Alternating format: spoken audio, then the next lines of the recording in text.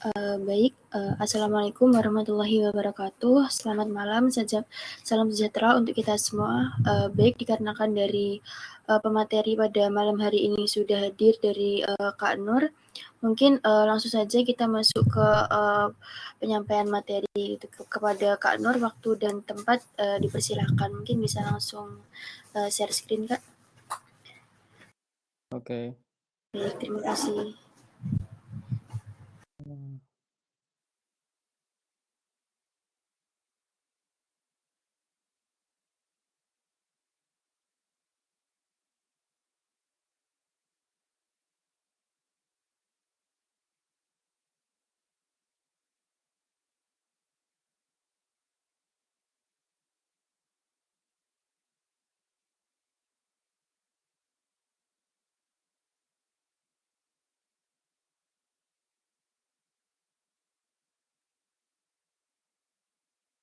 Sebentar.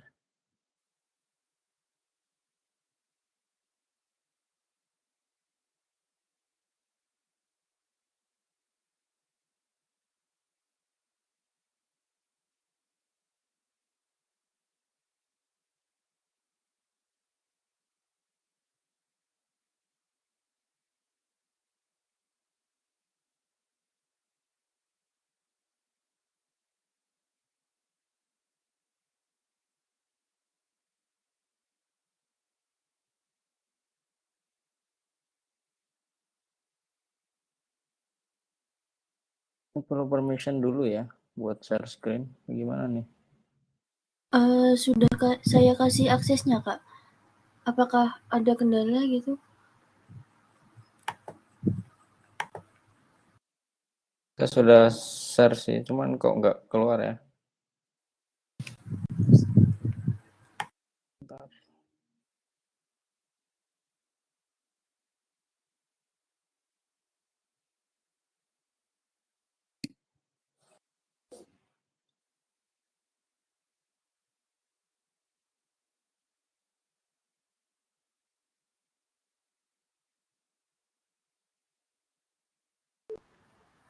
Sebentar, Kak, saya kasih akses lagi. Bagaimana, Kak? Apakah sudah bisa?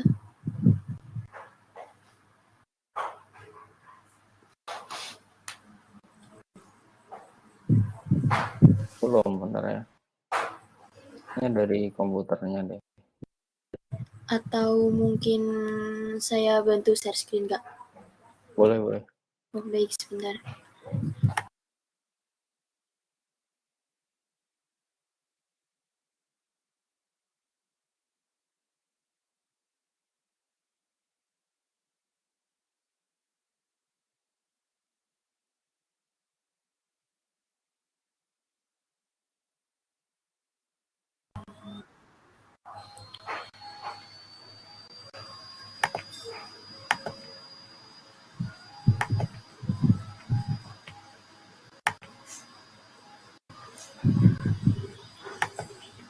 Apakah sudah terlihat, Kak?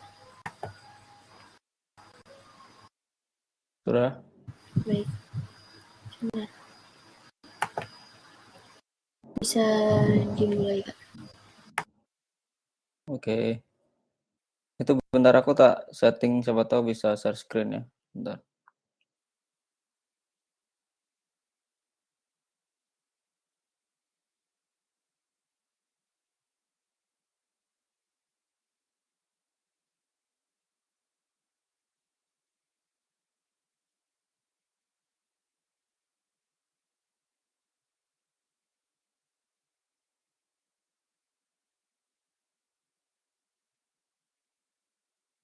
Coba aku share screen nggak?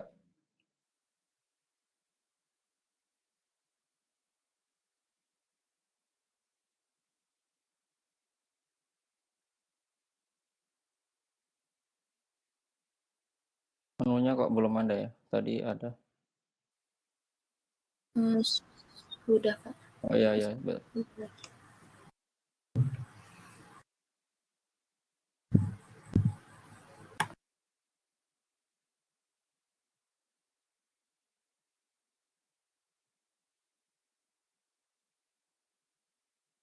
Kayak masih belum bisa deh. boleh dibantu aja, Kak. Oh ya, baik, Kak.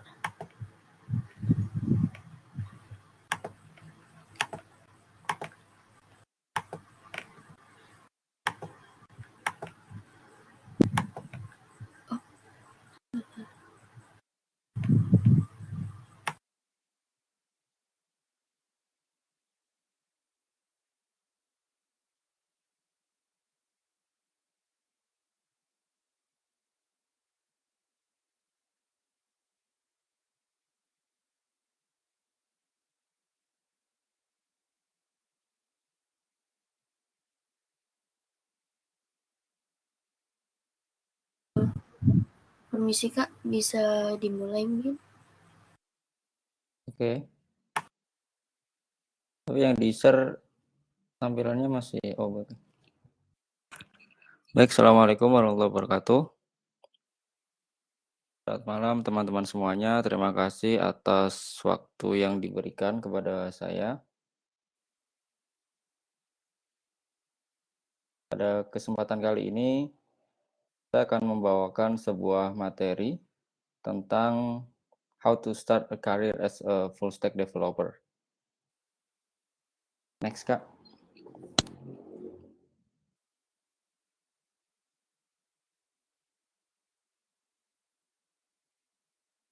Baik, sebelum kita masuk ke materi, saya mau perkenalkan diri saya dulu ya. Nama saya Muhammad Nur Fawaik. Biasanya dipanggil Mas Nur atau Mas Faik. Saya asalnya dari Pati, Jawa Tengah. Dan ini sedikit background pendidikan. Saya sudah mendalami di IT ya. Kemudian sekarang saya sedang lanjut studi di Jogja untuk S2-nya. Dan ini ada beberapa ya sedikit biar nambah-nambahin aja ya. Pernah beberapa kali ikut lomba gitu dan juga ada beberapa kali experience kerja sebagai programmer gitu. Oke, next, Kak.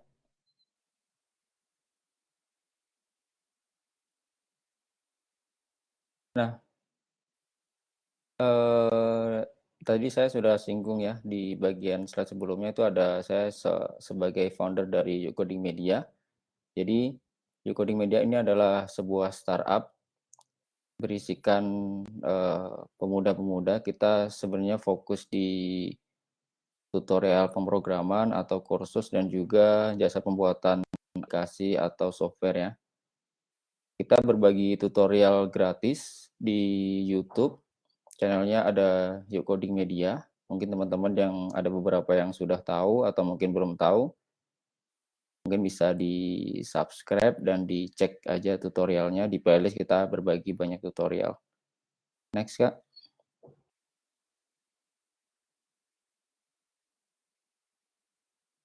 Kemudian ini Instagram kami di YouCoding ya. Di sini biasanya kami berbagi demo berbagai macam project atau aplikasi. Kami juga biasanya share info-info event dan lain sebagainya di story IG, mungkin bisa juga di-follow teman-teman. Next, Kak. Nah, ini adalah platform kursus dari kami, YouCoding Course. Kami biasanya dari tutorial gratis itu ada lanjutan untuk materi berbayar, walaupun sebenarnya kalau sampai sekarang masih banyak tutorial gratisnya ya. Kita belum fokus ke tutorial berbayar, mungkin next kita akan berbagi lebih banyak. Next, Kak.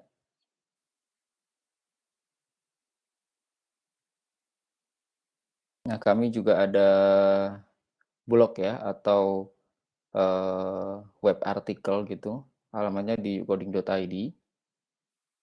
Jadi kalau di YouTube kita berbentuk video, kalau di sini kita berbagai hal gitu ya dalam bentuk tulisan, baik itu semisal share e-book, kemudian download template dan lain sebagainya, atau pengertian-pengertian secara teoritis gitu ya. Next, Kak.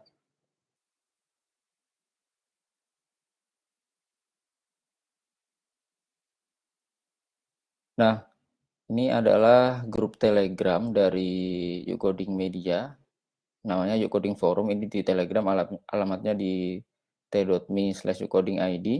Di sini biasanya teman-teman yang mengikuti tutorial Yuk Coding ada kendala atau mungkin bertanya di luar tutorial pun boleh, biasanya kita diskusi gratis di sini.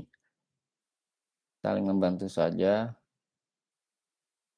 Nanti akan dibalas oleh teman-teman yang lain juga. Next, Kak.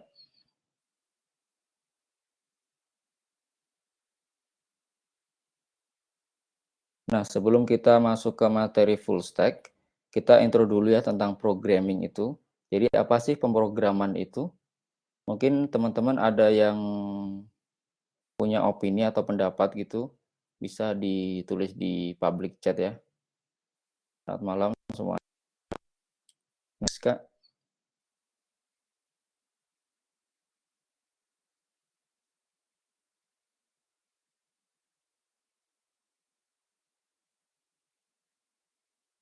Boleh next, Kak.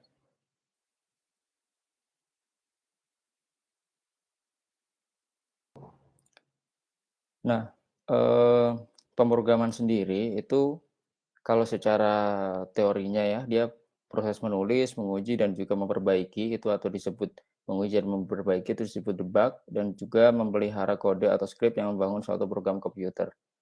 Kodenya ditulis dalam berbagai bahasa pemrograman sering juga disebut bahasa komputer. Contohnya ada banyak ya bahasa pemrograman, ada Python, kemudian PHP, Java, JavaScript, kemudian mungkin Ruby, Go, kemudian C++, dan lain sebagainya. Nah, tujuan dari pemrograman yaitu untuk membuat suatu program yang dapat melakukan suatu perhitungan atau perintah sesuai dengan keinginan pemrogram atau programmer untuk membantu memudahkan pekerjaan. Nah, biasanya untuk melakukan pemrograman ini diperlukan beberapa keterampilan ya, contohnya dalam algoritma, logika, kemudian bahasa pemrograman, dan juga kadang kita perlu juga matematika gitu. Tapi nggak sampai yang dalam ya, contohnya mungkin aritmatika dasar, penjumlahan, pengurangan, pembagian, seperti itu sih, dan logika ya. Next, Kak.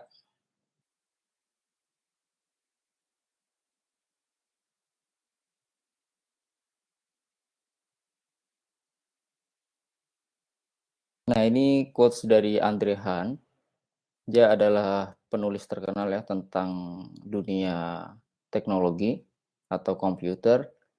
Jadi dalam beberapa hal pemrograman itu seperti kita melukis ya. Kita memulainya itu dari kanvas yang kosong, kemudian beberapa bahan material dasar. Nah, kita menggunakan sains, kemudian kesenian, kerajinan, intinya untuk bagaimana sih meramu itu untuk menjadi sesuatu begitu. Next, Kak.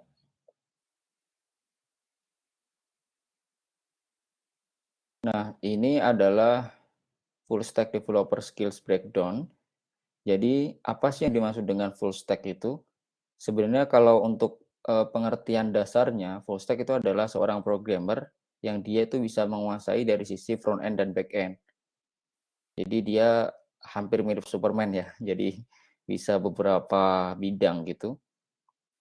Sedangkan kalau di perusahaan-perusahaan teknologi itu biasanya per bidang ini tuh dibagi beberapa divisi khusus, seperti front end itu ada programmernya sendiri, kemudian back end ada programmernya sendiri, database mungkin ada sendiri, dan juga DevOps atau berhubungan dengan deployment atau eh, pemasangan dari aplikasi kita ke server gitu ya. Itu ada sendiri juga. Cuman kalau dalam startup kecil atau mungkin bagi teman-teman yang baru memulai itu biasanya dia bisa saling silang gitu, nggak harus fokus di satu bidang tertentu.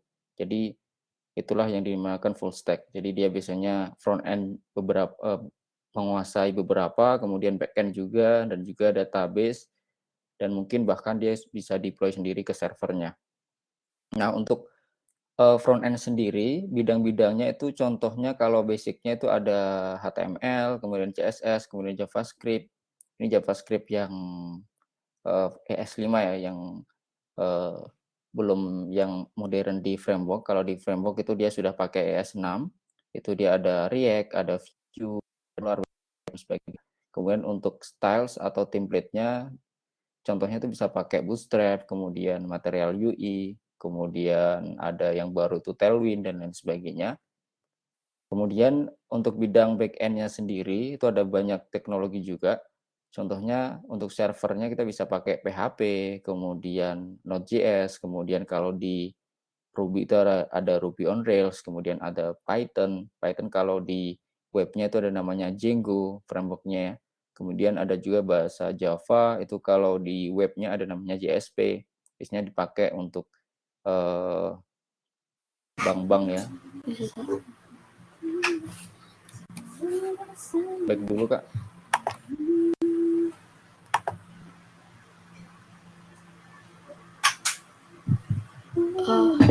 Permisi Kak. Ya.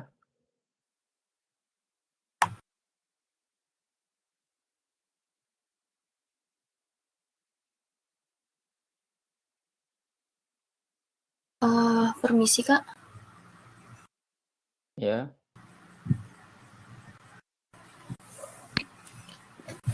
Mungkin ini kalau misal dari kakaknya sinyalnya kurang stabil, mungkin nggak apa-apa Kak, off cam saja.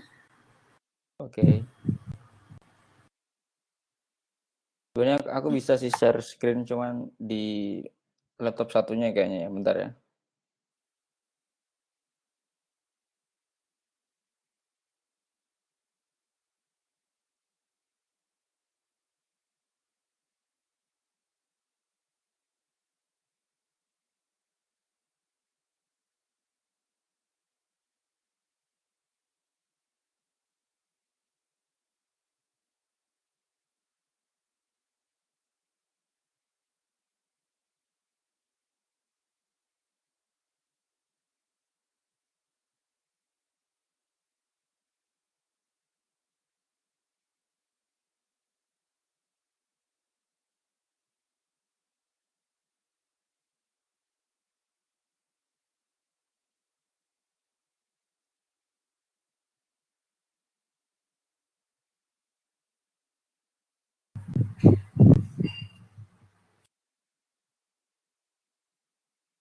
Permisi Kak. Iya.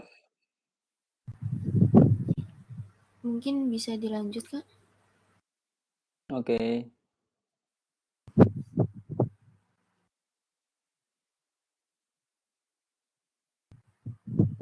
Suaranya tidak muncul Kak. Apakah di teman-teman suaranya muncul atau gimana? Putus-putus ya. Halo? Dengeran nggak? Oh, aman. Sebentar, mungkin dari saya ya yang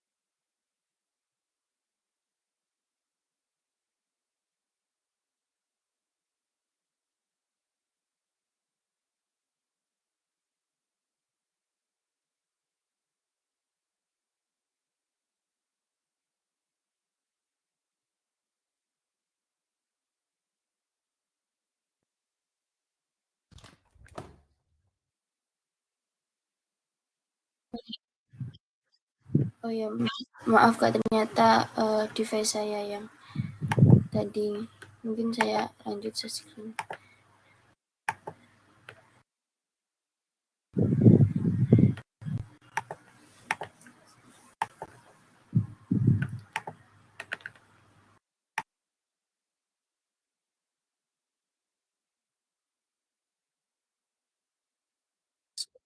Saya bisa dikasih akses share screen lagi Kak?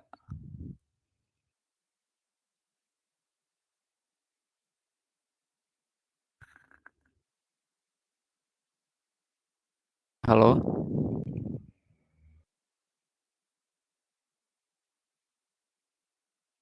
Halo, tes.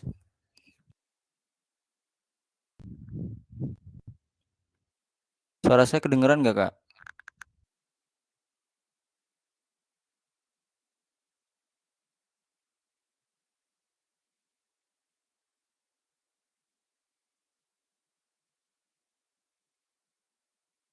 Kak Widya, boleh saya dikasih akses share screen?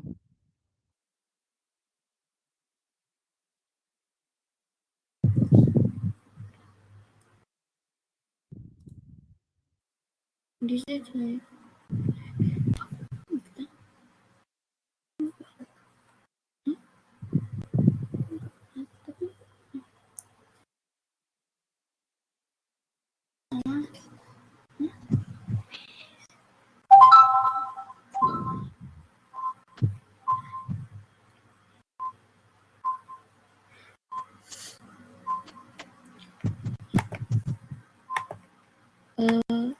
Sudah saya kasih akses, Kak.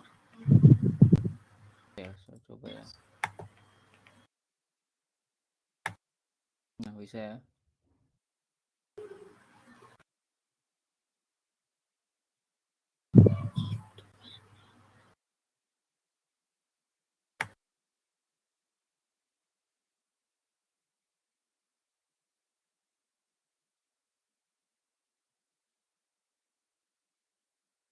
Kelihatan ya, Kak?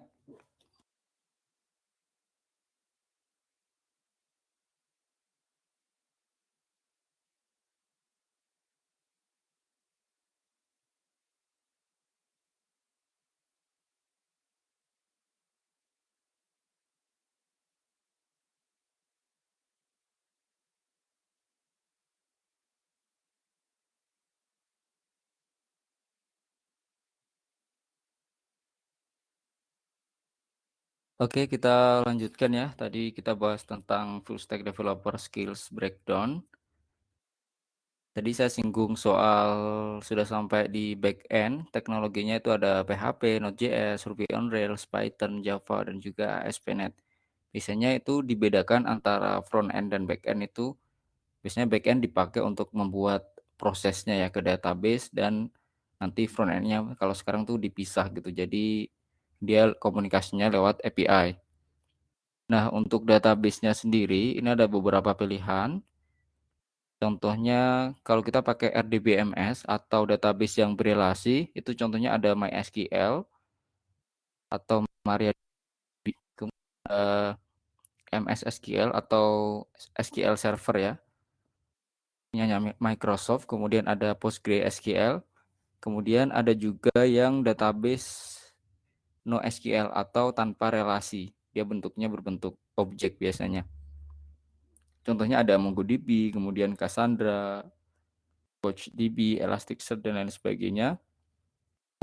Kemudian untuk MySQL atau antrian pesan ya, itu biasanya dipakai apa ya namanya ya, Node sendiri. Dia ini contohnya ada RabbitMQ, HeroMQ, Kafka, dan sebagainya. Ini levelnya udah agak ke atas ya. Jadi dia itu layanan yang menunggu dikasih perintah gitu. Nanti akan mengupdate data secara otomatis. Kemudian ada juga bidang DevOps. Ini yang berhubungan dengan deployment ke server. Kalau untuk infrastrukturnya ada AWS, ada Azure, ada Nginx, ada ELK. Kemudian untuk virtualisasinya ada yang sekarang tuh ada Docker, ada VMware. Kemudian ada Kubernetes, Vagrant, dan sebagainya. Automation ada Ansible, Chef, Jenkins, dan sebagainya. Nah, mungkin ada banyak istilah yang teman-teman masih asing gitu ya. Cuman sebenarnya kita itu nggak perlu menguasai semua, teman-teman. Karena teknologi itu banyak sekali. Jadi teman-teman pelajari beberapa aja yang memang bisa digabungkan dan cukup populer ya. Contohnya kalau teman-teman mau menjadi seorang programmer web gitu ya. Di bagian front end teman-teman perlu pelajari HTML dan CSS. Itu wajib karena itu adalah basic dari kita memakai template. Contohnya kita pakai Bootstrap atau Tailwind gitu ya. Itu dalamnya kalau kita oprek sebenarnya dia adalah HTML dan juga CSS. Kemudian kita perlu juga mempelajari JavaScript dasar, ini dasar-dasarnya aja, minimal ES5 lah ya JavaScript, Vanilla JS itu atau JavaScript murni itu. Biasanya nanti yang pakai library itu ada jQuery. Nah, biasanya template Bootstrap itu pakai jQuery, itu kita pelajari dikit-dikit lah ya. Itu aja sebenarnya sudah bisa kalau kita mau bikin tampilan sebuah web. Kemudian kalau semisal, digabungkan dengan backend-nya, contohnya teman-teman bisa pakai PHP. Nah, untuk PHP ini teman-teman bisa pelajari dari PHP natif dulu, atau PHP dasarnya itu dulu ya, sebelum teman-teman memakai framework. Untuk PHP sendiri, framework pilihannya ada banyak juga, contohnya yang sedang populer ada Laravel, kemudian ada CodeIgniter, kemudian ada Symfony, YII, dan lain sebagainya ya. Nah, semisal backend-nya pakai PHP, framework Laravel gitu ya, kemudian front end-nya teman-teman pakai Bootstrap gitu aja sebenarnya sudah bisa berjalan. Atau kalau teman-teman mau mendalami front end, itu semisal full stack-nya, backend-nya pakai PHP Laravel gitu, bikin API, kemudian nanti framework-nya bisa pilih salah satu ya, ini pakai S6, itu ada React atau Vue atau Angular, itu pilihan aja. Kalau React ini punyanya Facebook. Jadi dia untuk webnya ada React, kemudian untuk mobile-nya atau pemrograman Android-nya tuh bisa pakai React Native. Jadi bahasanya sama tapi bisa untuk beberapa platform. Nah, kemudian pilihan yang lain tadi ya, semisal teman-teman suka ke JavaScript nih. Ya udah berarti framework-nya pakai JavaScript, kemudian backend-nya kalau yang di server tuh namanya Node.js ya. Nah, itu aja sudah bisa sih, pilih salah satu aja, semisal backend-nya PHP atau Node.js, kemudian front end-nya teman-teman semisal dasarnya tuh pakai Bootstrap saja ya, itu udah bisa. Atau kalau mau lebih, mendalam yang front end sekarang tuh bisa pakai React atau Vue gitu. Nah, untuk database-nya sendiri kita juga bisa pilihan sih, kita pilih yang berelasi atau juga yang NoSQL gitu. Kalau berelasi contohnya ini yang biasanya dipakai di PHP gitu ya atau di web, contohnya MySQL saja yang paling mudah atau Postgre gitu ya. Biasanya kalau SQL Server tuh untuk aplikasi yang desktop dia. MySQL saja sudah bisa, atau kalau semisal kita pakai Node.js gitu ya, JavaScript itu biasanya lebih mudah menggunakan, lebih cocok gitu menggunakan yang NoSQL, contohnya MongoDB. Nah, pilih salah satu saja. Kemudian untuk DevOps-nya ini nggak usah terlalu dipusingin, kalau semisal kita nggak mau terjun ke sana, kita bisa, deploy project kita sewa di hosting biasa ya, di hosting biasa atau di server, itu tutorialnya juga sudah ada di Ucoding, jadi kita nggak usah dalam-dalam mempelajari, untuk DevOps ini, nanti saja nggak apa-apa, yang penting tadi ya untuk front end-nya kita pilih salah satu aja atau salah 2 gitu, contohnya Bootstrap, itu basic-nya ada HTML, CSS, JS, kemudian framework-nya pilih salah satu semisal React atau Vue, kalau mau belajar gitu ya. Kemudian backend-nya juga bisa pilih salah satu PHP atau Node.js gitu mungkin, kemudian database-nya juga bisa pilih salah satu MySQL atau MongoDB. Nah, gitu aja udah cukup sih. Cuman kalau di tutorial coding tuh rata-rata kita, pakainya semisal PHP, framework apa, kemudian Bootstrap, kemudian MySQL, itu aja udah cukup untuk membuat sebuah project.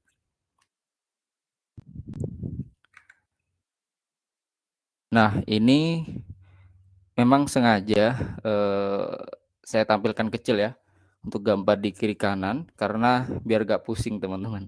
Jadi sebenarnya ini untuk front end dan back end saja itu kalau di breakdown benar-benar detail gitu ya, ada banyak sekali istilah-istilah atau, hal-hal yang perlu diketahui gitu. Jadi teman-teman bisa pelajari aja detailnya di web roadmap.sh. Nanti di situ ada pilihan banyak, ada front end, back end, bahkan teknologi-teknologi yang lain gitu. Jadi alurnya itu kalau mempelajari front end itu ada apa aja sih yang perlu dikuasai gitu. Itu ada, kalau teman-teman mau benar-benar mendalam ada banyak ya. Nah, di situ bisa dicari aja di webnya roadmap.sh. Cuman nggak harus semuanya juga sih, tergantung kebutuhan dari si project tersebut.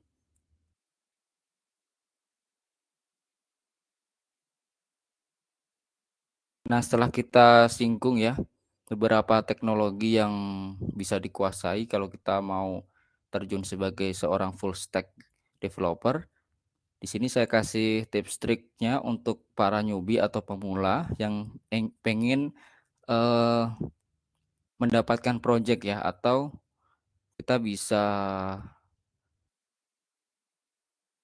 istilahnya setelah kita menguasai skill-skill dasarnya itu apa sih yang mau kita lakukan gitu ya. Ini di luar hal teknis sih. Contohnya yang pertama, kita perbanyak dulu portofolio. Jadi kalau teman-teman yang baru belajar itu teman-teman bisa membuat project open source atau bisa kontribusi di project open source, itu biasanya di github.com. Kemudian teman-teman juga bisa, bikin personal web gitu ya atau blog. Teman-teman bisa sharing-sharing aja artikel atau cara membuat sesuatu, itu biasanya portofolio tambahan kita, atau teman-teman membuat tadi ya, project sesuatu yang open source yang bisa dikontribusi oleh programmer yang lain, itu biasanya di GitHub. Kemudian, poin selanjutnya kita bisa belajar untuk pandai menjual diri ya, dalam tanda kutip yang baik intinya. Jadi teman-teman coba join ke komunitas atau grup atau forum-forumnya baik itu offline maupun online, karena di situ biasanya akan ada banyak teman-teman yang lain yang sedang belajar, mungkin juga hal yang sama atau sesuatu yang mungkin kita, sedang pengen bisa gitu atau belum begitu paham, tapi ketika nanti dibahas oleh teman-teman yang senior atau teman-teman yang juga sedang memperdalam hal tersebut, itu kita bisa mendapatkan pencerahan-pencerahan gitu ya. Itulah kenapa saya sarankan teman-teman untuk join di grup atau forum. Kalau yang online itu bisa di Telegram atau di Facebook ya. Coba teman-teman cari aja semisal lagi memperdalam kode igniter gitu atau Laravel, cari aja grupnya Laravel Indonesia atau kode igniter Indonesia. Atau join juga di tadi forumnya Coding juga bisa. Kemudian ini untuk jalur klien langsung juga bisa, biasanya di, grup-grup itu juga ada yang menawarkan untuk membuat suatu project ya. Jadi kalau teman-teman sudah yakin menguasai sesuatu hal, mau mencoba, coba aja tawarkan di teman-teman. Tetapi lebih baik kalau sudah punya portofolio atau sesuatu yang sudah pernah dibuat gitu ya. Kemudian poin selanjutnya, ini kalau untuk pemula, money is not number one, but experience and networking is more important. Jadi kalau untuk pemula itu jangan pikirin uangnya dulu, karena kita yang lebih penting itu adalah pengalaman dan juga relasinya ya. Nanti ketika teman-teman sudah punya pengalaman, jam terbang, kemudian portofolio dan juga bahkan kliennya sudah ada beberapa, jika hasilnya bagus nanti uangnya pun akan mengikuti dengan sendirinya. Maksudnya kita sudah ada harga di mata klien gitu ya, yang penting hasilnya dulu aja. Kemudian poin selanjutnya yaitu komunikasi. Jadi semisal teman-teman, eee, mempunyai project gitu ya, atau teman-teman ikut menjadi programmer di perusahaan atau startup orang lain, komunikasi itu penting karena biasanya itu kadang ada programmer yang dia semisal ada kendala atau apa gitu, dia tidak mengkomunikasikan, eee, kendalanya tersebut sehingga bisa menghambat project teman-teman. Jadi semisal teman-teman ada kendala di lapangan, kemudian ada sesuatu, coba komunikasiin aja ke forum-forum atau ke atasannya atau bahkan ke klien ya kalau sedang lagi ada kendala. Sehingga, kalau kita diam itu dikira projeknya baik-baik saja, sedangkan mungkin sedang lagi ada stuck atau, masalah dan lain sebagainya. Sebaiknya dikomunikasikan saja apa adanya gitu. Kemudian yang selanjutnya yaitu etos kerja. Ini mungkin nggak hanya di bidang pemrograman saja, ini juga penting kita harus jujur tadi ya, kemudian kita bertanggung jawab. Jadi semisal kita sudah, mengiyakan sebuah project itu dengan deadline sekian, kita harus berusaha semaksimal mungkin untuk menyelesaikan project tersebut di sebelum tanggal deadline gitu ya. Bahkan semisal walaupun ya mungkin ada kendala di luar, ekspektasi, molor agak sedikit juga sebenarnya nggak apa-apa sih, yang penting kita komunikasikan dan kasih progres yang nyata gitu ke kliennya. Yang penting kita tetap berusaha untuk bertanggung jawab. Kemudian yang selanjutnya kita harus selalu belajar dan update, ya mau nggak mau ya, karena kita terjun di dunia teknologi, khususnya pemrograman ini sangat cepat sekali berkembangnya. Jadi kalau kita nggak belajar gitu, ya mau semakin lama akan ketinggalan. Jadi mau nggak mau memang harus selalu belajar dan update. Kemudian tadi ini ada poin lagi untuk join komunitas baik online atau offline. Kemudian kita mau nggak mau harus sedikit banyak belajar tentang bahasa Inggris karena dokumentasi pemrograman itu dia memakai bahasa Inggris ya, bahasa internasional atau global gitu ya. Kemudian kita belajar juga untuk membaca dokumentasi. Ketika kita menggunakan sebuah library atau framework atau tools, itu biasanya sudah ada dokumentasinya nih di webnya ya. Kalau kita misal mau memakai Laravel atau Codeigniter itu di webnya sudah ada dokumentasinya. Nah, kita coba aja pelajari nih di situ. Biasanya dikasih contoh script, tetapi juga itu dipakai bahasa Inggris ya, walaupun kita bisa translate sih sebenarnya, nggak harus menguasai full bahasa Inggris, cuman ya dasar-dasarnya bahasa Inggris lebih enak kalau kita tahu gitu ya. Kemudian kita harus juga itu belajar tentang searching. Jadi kalau di dunia pemrograman atau orang IT gitu ya, sebenarnya searching ini sebuah skill yang penting juga gitu. Nggak hanya skill coding, tapi skill searching. Kenapa? Karena ketika kita punya sebuah kendala atau stuck atau error gitu ya, itu sebenarnya kalau kita cari dengan kata kunci yang tepat dan cara yang tepat tuh akan ketemu hasilnya. Contohnya, kita ada error sesuatu ya, itu errornya di Kopas saja di Google atau semisal kita mau mencari sesuatu, itu biasanya nggak ada di bahasa Indonesia. Makanya itu kita harus cari di bahasa Inggrisnya how to apa, semisal atau errornya apa. Nanti biasanya di forum-forum internasional, contohnya ada Stack Overflow, itu nanti akan ada solusi-solusinya yang sudah ditemukan oleh programmer-programmer atau teman-teman yang sedang belajar lainnya gitu. Makanya itu searching terutama pakai bahasa Inggris itu juga penting, harus dilatih sedikit demi sedikit. Kemudian selanjutnya itu latihan problem solving. Jadi ketika kita semakin naik level nanti masalahnya ini akan semakin semakin sedikit gitu yang dialami oleh yang lain. Jadi kalau kita belajarnya hal dasar-dasar mungkin nanti masalah tersebut banyak ditemukan teman-teman yang lain, tapi kalau semisal nanti sudah real project semakin ke atas nanti masalahnya akan semakin agak susah dicari. Nah, di situ kita harus latihan problem solving kita sendiri gitu. Kemudian ini ada beberapa referensi web ya kalau teman-teman mau mendapatkan project, terutama kalau yang mungkin baru sekolah atau kuliah gitu ya. Belajar coding sambil pengen mendapatkan pendapatan tambahan lewat project gitu ya, kita bisa jadi freelancer dulu. Ini ada beberapa web internasional yang bisa kita coba. Contohnya ada Upwork, kemudian ada Fiverr. Nah, ini web keluar kita punya project. Kemudian kalau di Indonesia juga ada banyak, contohnya ada freelancer.co.id, ada project.co.id, ada seribulancer.com dan lain sebagainya.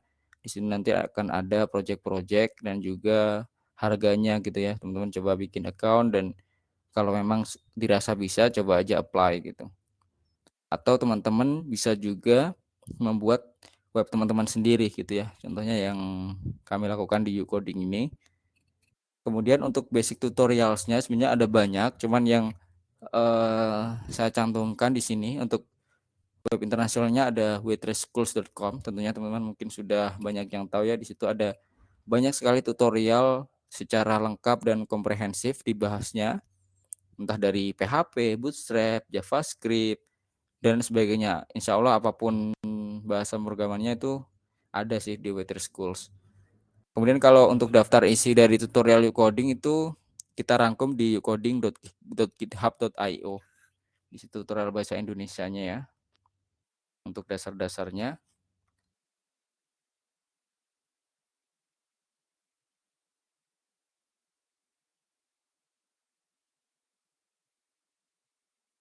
Nah, ini adalah quotes dari Yuk Coding.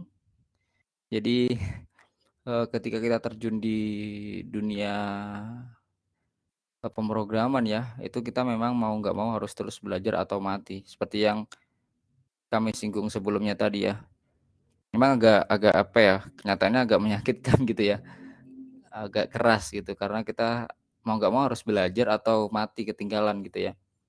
Karena teknologi atau bahasa apapun itu, dia setiap jam, setiap hari itu akan selalu update, bahkan setiap detik pun akan selalu ada yang baru gitu. Jadi mau nggak mau kita harus, selalu update atau belajar ya. Sebenarnya kalau kita sudah menguasai satu tools atau framework atau bahasa tertentu, nanti ketika kita belajar hal baru itu tidak, apa ya, tidak memulai dari nol lagi gitu. Kita tinggal, adaptasi aja gitu, mempelajarinya itu lebih mudah karena sebenarnya untuk basic-basic-nya atau konsep, awalnya itu hampir sama semua sih di bahasa pemrograman gitu. Yang penting dasar-dasarnya di satu bahasa itu teman-teman coba pelajari secara mendalam, nanti ketika ada teknologi baru, tidak kesulitan untuk tinggal pindah saja gitu. Contohnya kalau kita belajar bahasa programan itu di semuanya ada konsep variabel, ada semua konsep function, konsep array, kemudian konsep, eee, aritmatika ya, operasional, ada pengkondisian if else, if, kemudian else gitu ya, kemudian atau switch dan lain sebagainya. Kemudian ada konsep OOP, Object Oriented Programming, ada kelas, ada objek, ada metode itu, hampir sama di semua bahasa pemrograman, tinggal caranya saja yang atau stylesnya saja yang berbeda. Nah, mungkin itu dulu untuk materi dari saya. Mungkin ada pertanyaan dari teman-teman, silahkan yang mau bertanya. Atau mungkin kalau mau bertanya di nanti atau kapan-kapan bisa aja di Instagram @youcoding.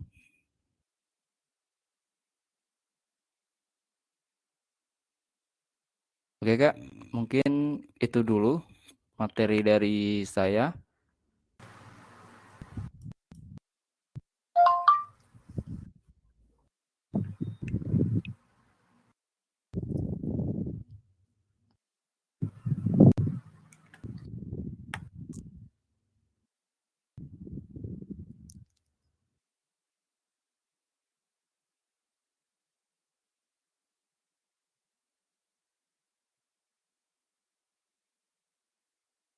Mungkin ada pertanyaan atau tambahan gitu dari pihak Bisa AI? Silakan Kak.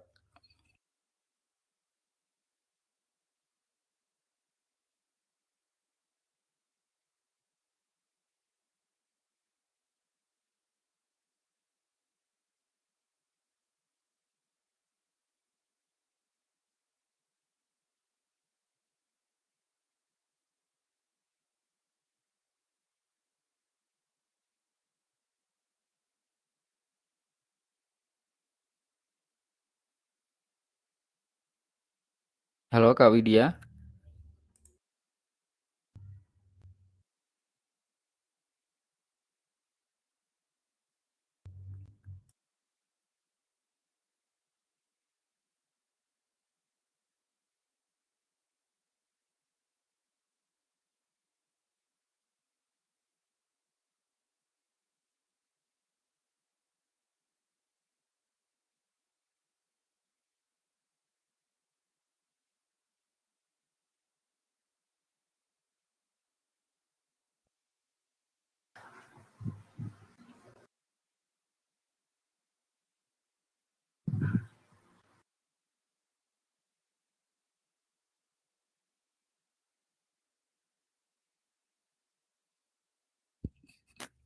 Halo Kak Widya.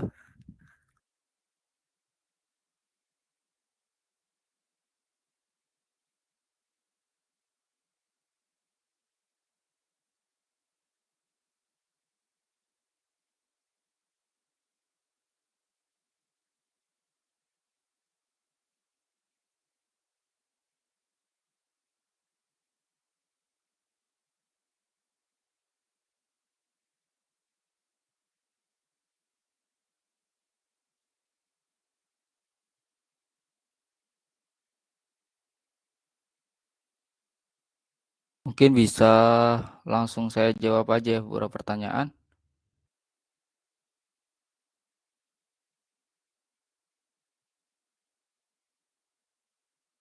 Ini ada dari Muhammad Rizal Hanafi, izin bertanya Pak, pada JavaScript itu kan konsep-konsepnya banyak, apakah harus kita kuasai semuanya? Sebenarnya nggak harus semuanya sampai total gitu ya, cuman kalau mempelajari fundamentalnya semuanya juga bagus sih sebenarnya, lebih bagus.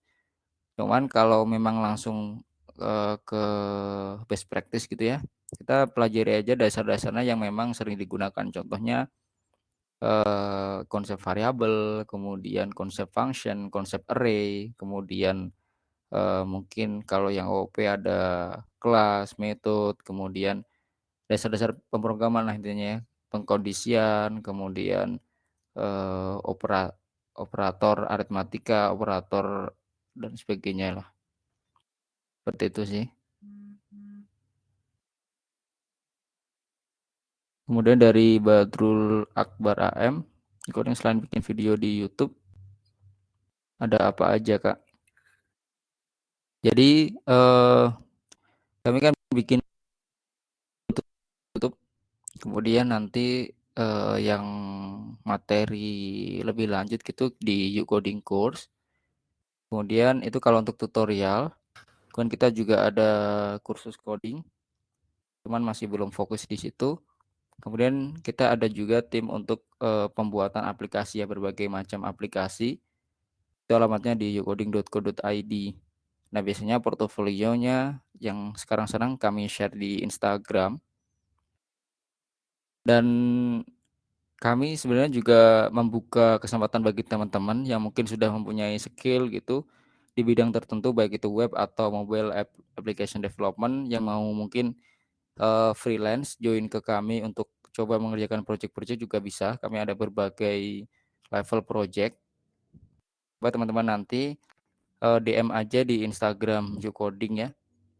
Coba kirim aja CV dan portofolionya, siapa tahu nanti ada bisa project yang bisa kita kasih ke teman-teman. Kemudian mungkin bagi yang pengen atau suka bikin, eee, konten gitu ya, video tutorial mungkin entah itu pemrograman atau apapun yang berhubungan dengan, dunia IT, sebenarnya kami juga, sedang membuka kesempatan untuk ikut, mengisi di channel YouTube Coding Media. Karena untuk videonya kebetulan baru saya sendiri, kalau, jasa pembuatan aplikasinya, tim programnya sudah ada, cuman kalau untuk pembuatan konten baru saya sendiri, saya pengennya ada ya yang selingan gitu ya, yang mengisi yang lain. Jadi kalau saya sedang sibuk itu videonya masih bisa up terus. Kemudian dari Muhammad Niko Arifin, mau tanya Kak, lebih baik jadi full stack atau spesialis pada bidang tertentu? Sebenarnya kalau di dunia kerja itu lebih baik kita jadi spesialis ya. Kita memang kalau spesialis itu bisa disebut expert gitu. Cuman kalau mau, jadi full stack pun juga nggak masalah gitu. Kalau semisal, baru awal dasar gitu kita ibaratnya jadi full stack dulu juga nggak masalah. Jadi biar tahu, eee, apa ya, biar tahu kelebihan kekurangan dari suatu teknologi di berbagai bidang gitu. Itu juga nggak masalah sih. Nanti kalau semisal teman-teman sudah kerja gitu di perusahaan, nanti biasanya akan diarahkan sendiri kok, sesuai dengan bidang atau spesialisnya masing-masing gitu. Cuman kalau untuk belajar kita full stack juga nggak masalah, semisal project-project awalan gitu full stack juga biasanya nggak masalah sih.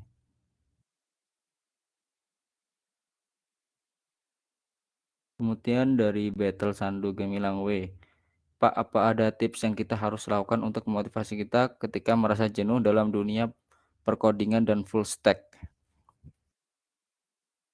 Mungkin kalau, apa ya, motivasi kalau yang masih muda mungkin, eee, maklum ya, Masnya kadang, mut-mutan gitu. Cuman kalau yang sudah, mungkin ada tuntutan gitu ya untuk pekerjaan atau sudah mungkin berkeluarga gitu, mau nggak mau sih nanti akan termotivasi sendiri ya, karena kita juga butuh dapur untuk mengebul gitu. Jadi nanti akan enjoy aja sendiri gitu. Yang penting kalau lagi stuck jangan dipaksakan sih. Jadi semisal lagi ada error gitu atau bener-bener, nggak semangat buat ngoding itu jangan dipaksakan sih. Mungkin bisa dicari kesibukan yang lain dulu, semisal, eee, cari akses yang lain dulu, nanti ketika semisal udah beberapa jam atau 1 hari atau beberapa waktu, kita nanti akan itu sendiri kok, fresh lagi kok untuk coba difokusin ke hal tersebut lagi gitu. Cuman kalau memang lagi bener-bener stuck, kalau saran saya sih jangan dipaksa untuk langsung selesai sih, bisa disambi selingan yang lain.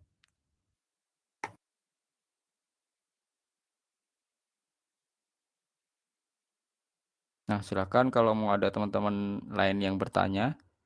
Untuk pertanyaan yang di public chat sudah saya jawab semua ya. Nah, ini ada baru lagi dari Ahmad Miftahus Salam. Pak, izin bertanya bagaimana cara melatih logika kita sehingga mudah ketika membuat coding. Kalau mau cepat bisa memang langsung ke real project sih sebenarnya. Kalau kita belajar sendiri gitu ya atau ikutin tutorial gitu, kita kadang eh, apa ya istilahnya ya? Kalau di kalau di case yang lain gitu, kita belum tentu bisa kan. Nah, kalau mau cepet bisa memang harus di real project sih. Contohnya, kalau kita sudah bisa crud data atau membuat sebuah aplikasi sederhana gitu ya, coba kalau ada tawaran project-project baik itu di forum atau komunitas atau di web tadi yang kami share tuh, dicoba aja dulu gitu. Jangan mikirin harganya dulu, kalau buat pemula gitu, yang penting teman-teman bisa menyelesaikan, tanggung jawab project tersebut gitu, sesuai deadline, itu sih. Nanti karena ketika kita membuat sebuah aplikasi itu berbeda aplikasi akan berbeda logic ya. Nah, nanti akan terasah dengan sendirinya tuh, bagaimana cara membuatnya, kemudian semisal ada error bagaimana cara problem solving-nya, seperti itu tuh nanti akan, kelamaan akan mengasah diri kita sendiri gitu. Oke, sama-sama.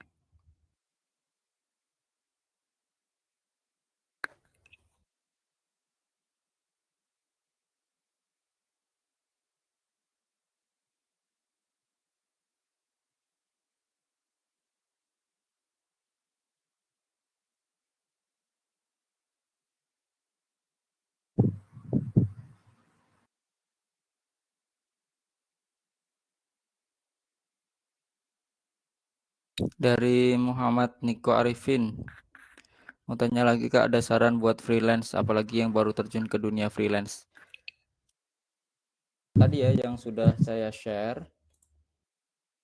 Nah, di sini ada beberapa web, ada yang internasional, itu ada Upwork, ada Fiverr, ada banyak juga yang lain, cuman ini yang populer saja saya cantumkan. Kemudian kalau di Indonesia, untuk freelancer kita cari project bisa aja di sini.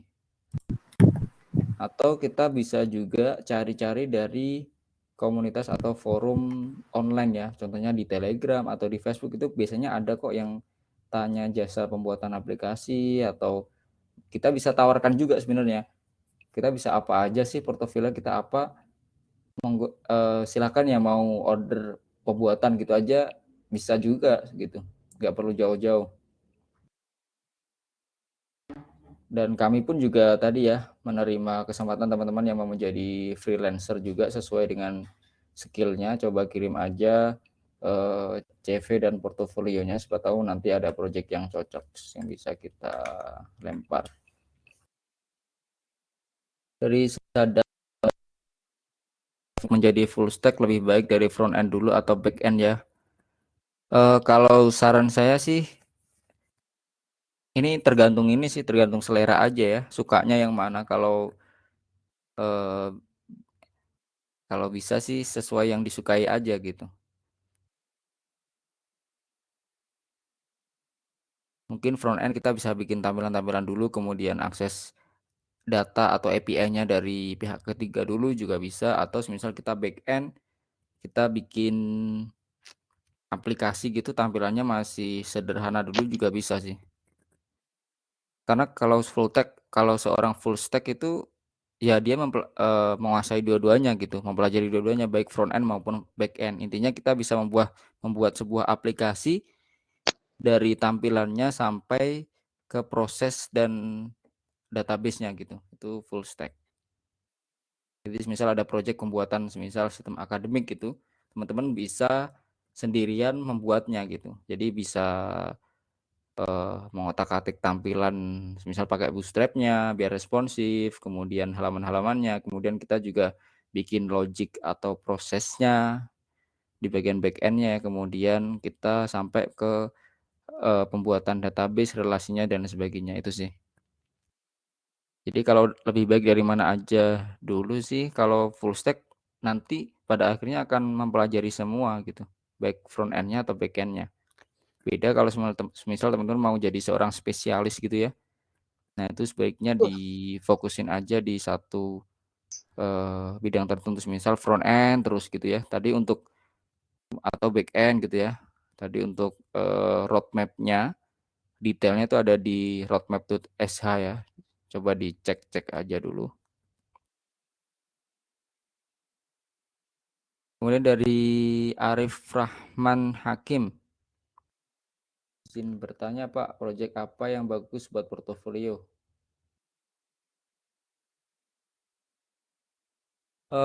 Sebenarnya proyek apa aja sih? Kalau kita melihat portofolio orang sih lebih ke yang penting dia ada kayak logic-logicnya, relasi-relasinya gitu sih. Misal e-learning gitu ya, semisal web e-learning atau apalah gitu, boleh-boleh aja sih. Yang penting bukan kayak web landing page profil gitu sih, itu, eee, apa ya, levelnya terlalu dasar kalau cuma landing page. Beda kalau seorang UI UX atau front end gitu, bisa dilihat dari tampilannya walaupun landing page aja kan kalau dia memang bidangnya di front end kan juga dilihat ya. Cuman kalau seorang, full stack atau back end itu lebih dilihat ke bagaimana dia membuat logic suatu sistem ya, analisis sistemnya gitu. Tapi ya baik-baik aja semua sih, kalau di portofolio kalau memang yakin itu bagus, dimasukin aja semuanya juga nggak masalah, semakin banyak, semakin bagus.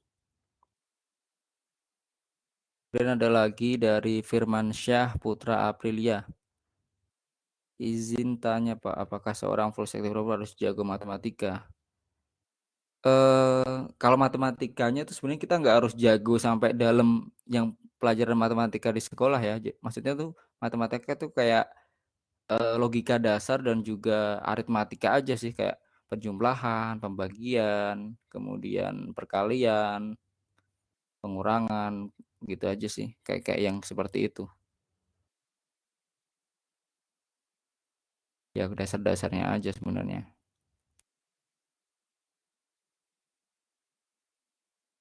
Oke ya, semisal if else atau, looping, tadi belum saya sebut ya, looping juga jadi, perulangan gitu. Ya dasar-dasar pemrogramannya aja sih.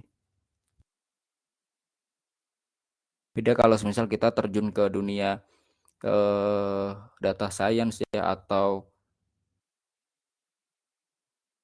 data scientist atau bisnis intelijen gitu ya. Jadi kita harus paham juga matematika dan juga statistika karena itu berhubungan dengan pengolahan data. Tapi kalau untuk jadi programmer tuh matematika dasarnya aja sih. Yang penting, dasar-dasar pemrogramannya itu dikuasai.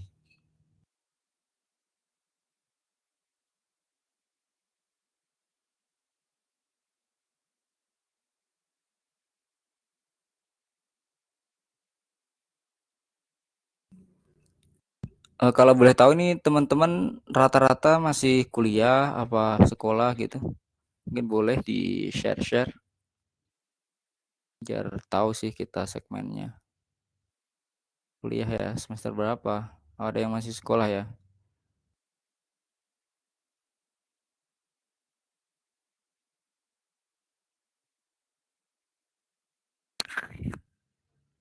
Oke, sekolah, kuliah ya.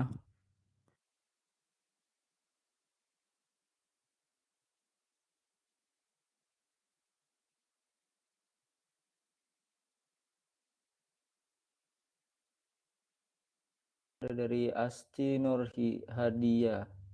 Pak izin bertanya, kalau bahasa pemrograman yang mudah untuk pemula apa ya Pak?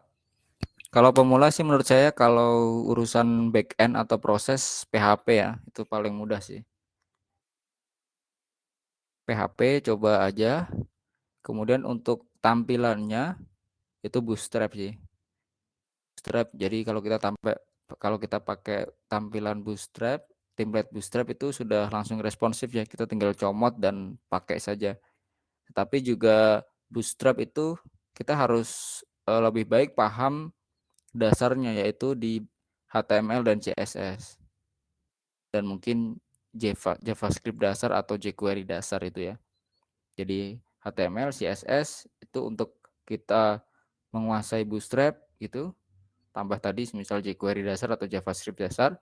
Kemudian kalau untuk eh, prosesnya atau alurnya, bahasa servernya, itu kita bisa pakai PHP, itu lebih mudah.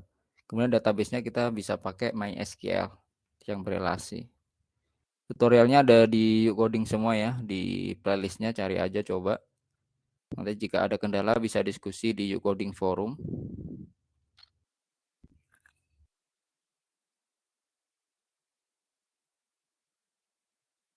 Oke, rata-rata masih banyak yang sekolah ya, kuliah juga. Ya cocok sih. Kalau masih kuliah, sekolah ini paling cocok buat belajar ya. Bisa lebih fokus karena belum ada tuntutan gitu.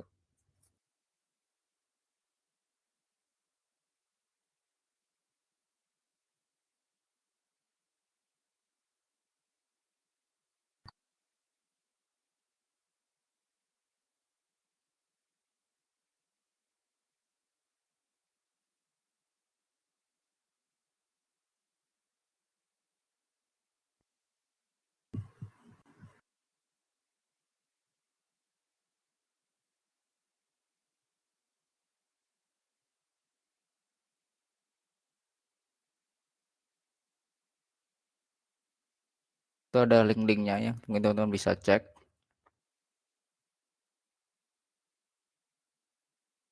Di sampai mana ya? Oke, di sini ada Aziz Tanjung.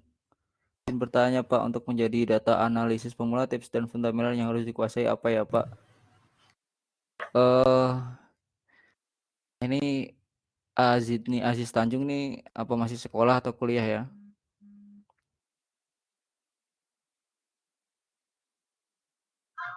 Itu Pak. Sekarang masih kuliah, Pak. Semester berapa? Semester 7. Oke, oke. Kalau udah kuliah cocok sih kalau mau belajar data analisis ya. Cuman kalau masih sekolah sepertinya masih berat gitu. Karena kalau kita menjadi seorang data analisis itu kita harus kuat sih di matematika dan juga eh, statistika gitu. Intinya lebih ke situ sih. Karena materi data science ini enggak apa ya, dulu waktu saya S1 itu enggak begitu didalami di situ gitu. Justru lebih didalami ketika saya ini baru lanjut studi di S2. Jadi data science, kemudian artificial intelligence, machine learning gitu. Kayak kecerdasan gitu saya sedang pelajari di S2 gitu. Jadi memang kita harus sering apa ya, kayak baca paper, kemudian mempelajari algoritma-algoritma gitu ya. Misal ada KNN, ada K-means, ada kayak gitu sih. Kita memang kalau data analisis ini harus sering baca paper gitu. Coba cari-cari aja referensi tentang data science, cari-cari e-booknya, kemudian paper-paper yang terkait gitu ya, sesuai dengan metode atau algoritma yang dipakai. Kemudian kalau dataset segala macam itu bisa pakai yang publik dulu, biasanya dari Kaggle atau dari eh, UCI machine learning ya, UCI machine learning dan sebagainya sih. Saya juga masih belajar sih untuk ke data science ya, karena kuliah ini. Cuman kalau S1 dulu kita lebih ke ada materi data science atau data mining tapi nggak sedalam di S2 ya. Kita lebih global kalau S1 itu.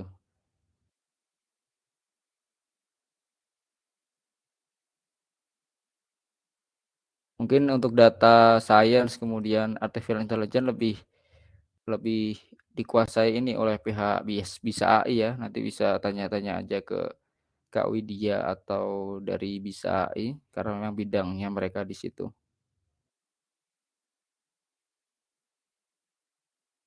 Kemudian dari Taufik Kamil Azmi, izin bertanya Kak, dalam dunia pekerjaan yang paling sering dibutuhkan itu front end atau back end? Sebenarnya sama-sama dibutuhkan sih, karena itu saling melengkapi ya. Jadi front end sendiri tanpa back end nggak bisa, back end sendiri tanpa front end nggak bisa gitu. Jadi ya dipakai semua. Tapi kalau teman-teman semisal ada apa ya, ada kecondongan atau kesukaan di bidang desain, kemudian mengatur tampilan ya cocoknya ke front end ya, karena itu berhubungan dengan UI UX, tampilan ke user gitu ya. Kalau misal teman-teman lebih suka ke bahan data, manajemen database dan sebagainya, cocoknya ke back end gitu ya, di belakang layar.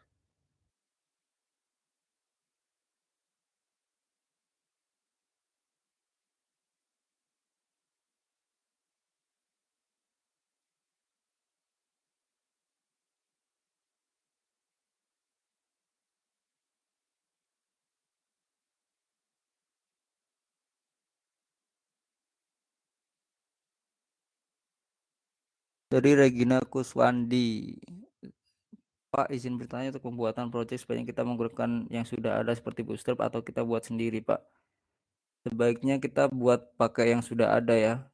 Jadi kalau di real project itu kenapa kita disarankan pakai framework yang sudah ada, bukan bikin sendiri dari awal pakai native gitu. Karena ketika kita menggunakan framework itu kita tinggal menggunakan aturan-aturan yang sudah dibuat oleh developer-developer dunia ya. Dan itu aturannya sudah sama semua gitu, selaras. Gunanya apa? Kita bisa kolaborasi dengan programmer yang lain gitu. Jadi kalau kita menggunakan framework karena dia aturannya sudah pasti ya. Jadi kita bisa kolaborasi dengan programmer yang lain. Kalau kita pakai bikin sendiri dari awal itu yang paham kita sendiri. Jadi ketika programmer lain melihat skrip kita dia akan pusing gitu atau kesusahan untuk mengeditnya. Itulah kenapa kalau di project disarankan kita pakai framework atau tools yang sudah ada di dunia gitu. Kita tinggal pakai saja. Contohnya kalau tampilan ya kita bisa pakai Bootstrap, kemudian Tailwind seperti itu sih. Kalau back end-nya misal kita pakai framework, kalau di PHP itu ada Laravel, ada Code Igniter, seperti itu sih. Sebenarnya boleh aja kita pakai native ya, cuman ya itu tadi.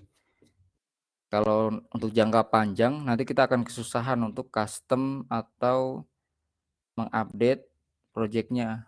Bahkan dipakai orang lain atau diteruskan ke programmer lain itu akan susah kalau kita nggak pakai framework gitu ya. Kemudian dari Muhammad Rivaldi, izin bertanya Pak Uzu, untuk merancang sebuah website, bagaimana merancang database yang baik dan bagaimana melindungi database dari website yang kita buat. Terima kasih. Kalau merancang itu kita biasanya ada yang namanya bisnis analisis dulu ya. Jadi kita misal ada project nih, kita harus breakdown dulu dia fiturnya apa saja, kemudian usernya ada apa saja, kemudian nanti hak aksesnya bagaimana segala macam. Nah, kita rancang dulu memang fitur-fiturnya dan database-nya tadi. Jadi ada tabel apa aja, kemudian yang berelasi tabelnya apa aja, itu memang seperti itu sih. Mungkin untuk dasarnya nanti bisa cek di tutorial coding ya. Kita biasanya kalau bikin tutorial tuh ada studi kasus tertentu, jadi bikin relasi sederhananya bagaimana gitu. Kalau dasar-dasarnya sudah ada di Ucoding. Kalau melindungi database, Sebenarnya database dan juga web itu sesuatu yang terpisah ya. Biasanya dia dijebolnya untuk keamanan itu lewat dari aplikasi gitu, bukan langsung dari database. Kalau langsung dari database itu biasanya yang disalahkan dari pihak DevOps-nya atau yang mendeploy ke server. Mungkin, keamanan dari database yang di servernya ya, database-nya itu yang kurang aman. Cuman kalau kita pakai hosting biasa atau anggap aja yang sudah aman gitu ya dari pihak database-nya, kemungkinan, dijebolnya itu lewat aplikasinya. Itulah kenapa kita disarankan memakai framework yang terbaru gitu. Kalau framework dia, biasanya, celah-celah itu sudah ditutup gitu. Kalau kita pakai PHP natif, nah itu kalau kita nggak teliti, itu bisa, ada celah-celah gitu yang mungkin bisa ditutup ya. Dari Battle Sandu Gemilang W. Pak izin tanya, untuk belajar lebih baik kita menggunakan natif atau framework? Kalau belajar dari dasar memang cocoknya natif dulu ya. Jadi bertahap gitu, natifnya dulu baru kita pakai framework. Karena framework itu sejatinya kalau dioprek dalamnya ya asalnya dari natif gitu. Kita di framework pun pakai script natif juga jalan gitu. Karena memang dia asalnya jadi natif. Jadi kalau untuk belajar sarannya sih natif dulu dipelajari dasar-dasarnya. Mungkin bikin CRUD dari natif dulu baru kita lanjut ke framework gitu. Tapi kalau untuk membuat project itu cocoknya kita pakai framework ya. Karena untuk maintenance tadi yang sudah saya singgung ya, akan lebih mudah gitu daripada kita pakai native.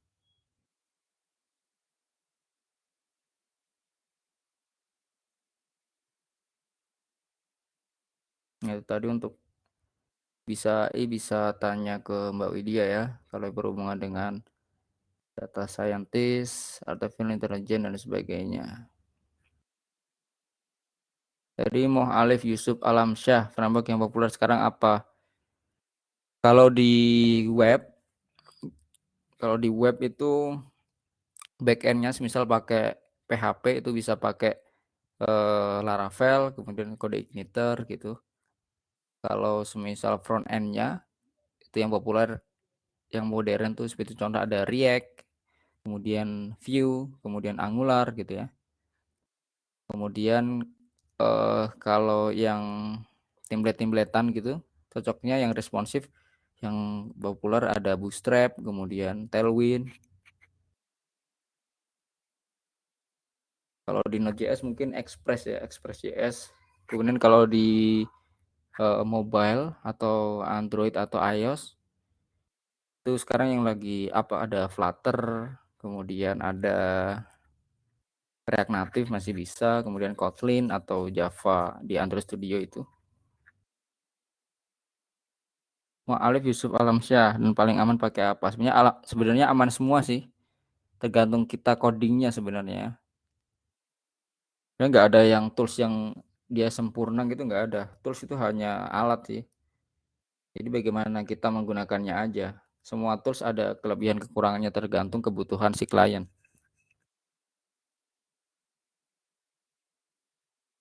Saya tambahan lagi, database yang cocok untuk dipakai sendiri jika ingin membuat portfolio. Kalau pemula, database yang paling cocok dan mudah dan murah ya itu MySQL ya atau MariaDB. Itu kalau teman-teman semisal pakai SAM di Windows gitu atau di macOS pakai SAM, itu sudah include ya MySQL-nya, tinggal pakai saja. Dan kalau misal projectnya agak besar baru pindah ke yang lain. Kalau untuk pemula, untuk project kecil-kecil menengah gitu MySQL sudah cukup worth it sih.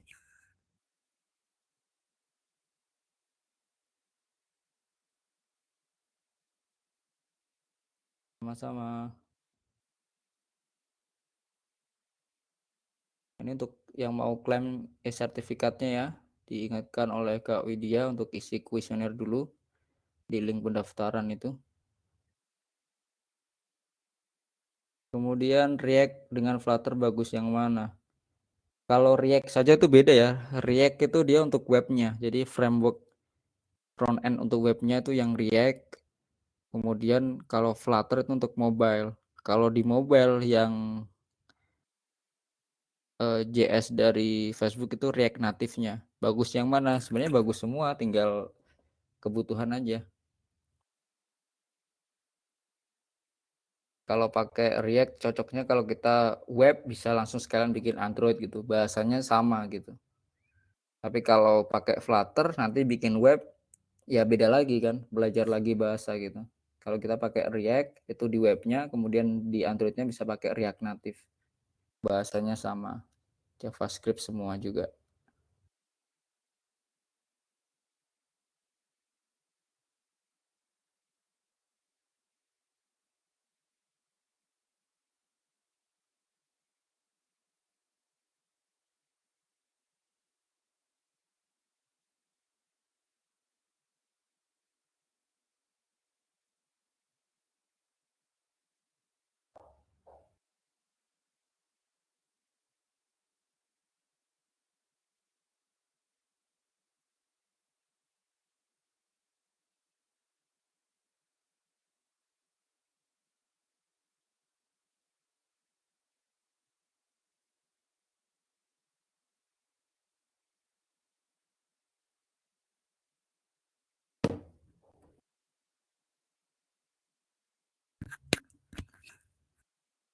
Kalau Flutter ini ke Android ya, dia bahasa Android sih. Mungkin dia mau dibikin ke web juga, cuman ya kalau stabilnya dia di Android masih.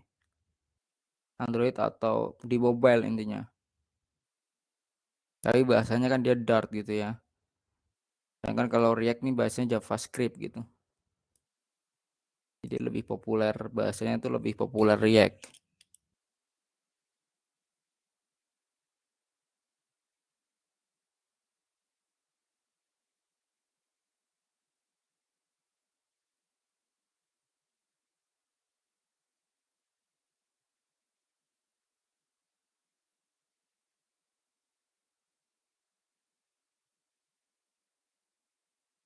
Kalau boleh tahu nih, kalau yang masih sekolah jurusannya apa aja ya, teman-teman nih?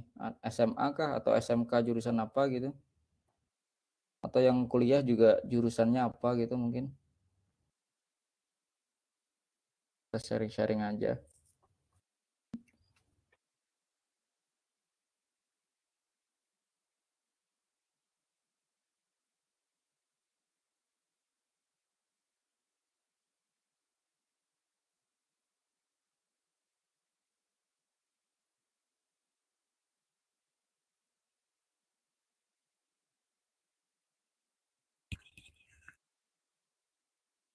Nah, RPL, SMK RPL nih pasti sudah dipelajari ya.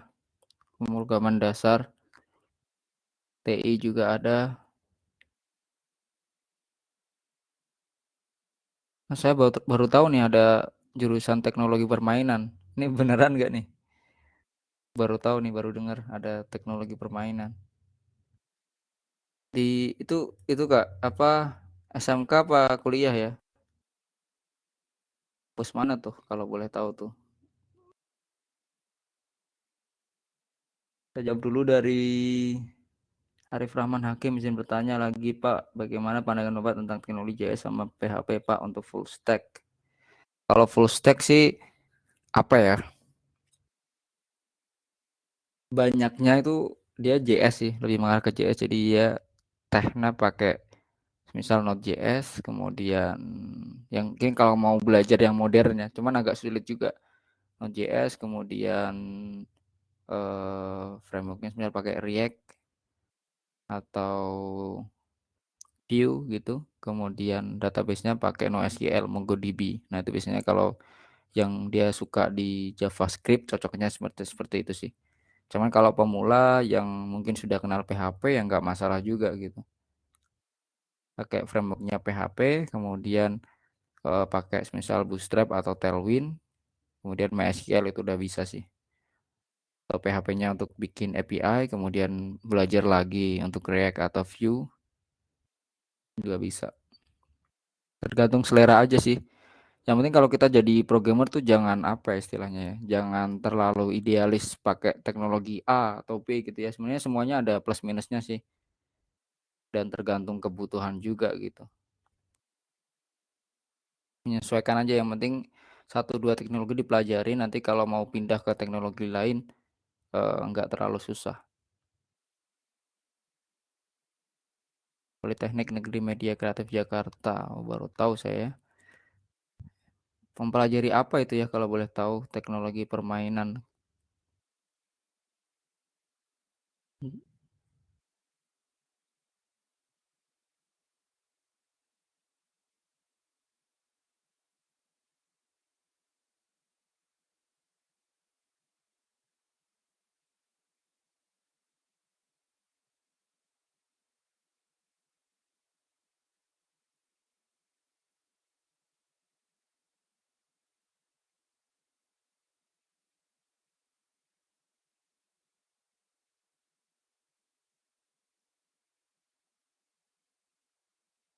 Dari Moh Alif lagi, untuk PHP enaknya menggunakan framework Laravel atau apa Kak? Kalau untuk pemula ya yang belum pernah pakai framework sama sekali, yang berangkat dari PHP natif, cocoknya kalau belajar framework pakai Code Igniter dulu, tapi yang versi 3. Sesuai di tutorial coding itu Code Igniter 3 dulu, kemudian nanti kalau udah bisa Code Igniter 3 baru ke Laravel atau ke Code Igniter 4. Soalnya kalau kita langsung natif ke Laravel ini, kalau dasarnya nggak kuat agak susah ya, karena di Laravel tuh sudah ada banyak magic gitu, atau sesuatu yang tiba-tiba ada gitu, atau nggak bisa kita oprek dia aslinya seperti apa. Nah itu kalau di framework yang modern seperti itu sih, banyak yang sudah magicnya. Jadi kalau memang untuk belajar fundamental cocoknya ya kita dari natif, kemudian ke tadi framework CI3 dulu, kemudian ke Laravel atau ke CI4, karena CI4 ini konsepnya mirip-mirip Laravel.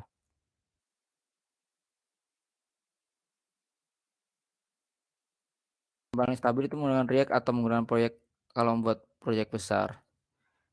Ya belum tentu juga gitu. Teknologi hampir sama ya kayak React, Vue gitu, Angular gitu hampir sama sih. Tergantung programmer dan kebutuhannya aja sih. Cuman memang rame gitu. React rame karena dia satu, dia open source, dia JavaScript, dia juga dibuat oleh Facebook, dia bahasanya bisa dipakai untuk web dan juga mobile. Kalau mobilenya React Native gitu. Makanya banyak yang pakai React gitu. Oh, teknologi permainan ke bikin game ya. Oke. Ya betul. Yang penting cuan. Yang penting dapur ngebul ya. Tergantung kliennya pengen apa gitu. Oh iya. Memang populer sih framework Laravel ini. Dari Dirga Ilham Fahlevi. Izin bertanya Pak, untuk membangun konten manajemen sistem lebih baik pakai framework C atau Laravel atau pakai WordPress? Kalau webnya kayak web profile atau blog gitu, cocoknya kita pakai konten manajemen sistem atau CMS yang sudah ada saja. Contohnya WordPress. Kita pakai WordPress saja gitu. Nggak usah bikin dari awal. Kalaupun mau bikin dari awal yang mungkin lebih customable ya boleh-boleh aja. Pakai CI atau Laravel ya tergantung teman-teman sih, sama aja. Framework tuh hampir-hampir mirip ya, ada plus minusnya gitu aja sih. Cuman daripada kita bikin CMS sendiri kan, kalau sudah ada kita pakai yang sudah ada saja gitu. Kalau kita custom tuh cocoknya project-project yang nggak disediakan CMS. Contohnya kita bikin akademik, kita bikin e-learning. E-learning pun di CMS ada pluginnya, maksudnya yang e-learning custom. Dan kalau di kampus misal ada sistem KRS atau apa itu kan yang nggak ada di CMS ya, jadi kita bikin manual custom.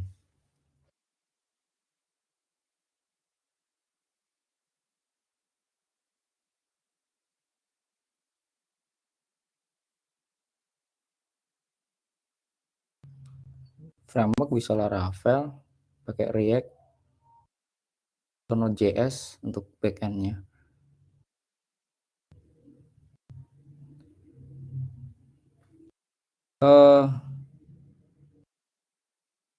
Kayak tadi ya yang saya bilang ya, nggak ada yang apa ya, yang paling bagus, tergantung kliennya aja. Kliennya pengennya dia pakai apa, Laravel gitu atau Code Igniter gitu ya, itu udah bisa sih. Kalau semisal bebas aja ya tergantung skill kita gitu. Misal kita bisanya Laravel dan React, ya udah itu aja. Kalau kita bisanya Laravel dan Bootstrap biasa, ya nggak apa-apa itu juga gitu. Kalau sekelas Stockpad dia udah nggak lagi 2 atau 3 stack ya. Dia sangat kompleks sekali kalau sudah bahas yang startup atau perusahaan besar.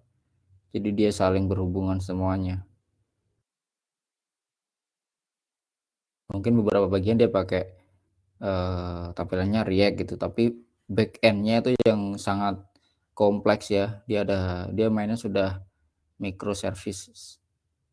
Microservices.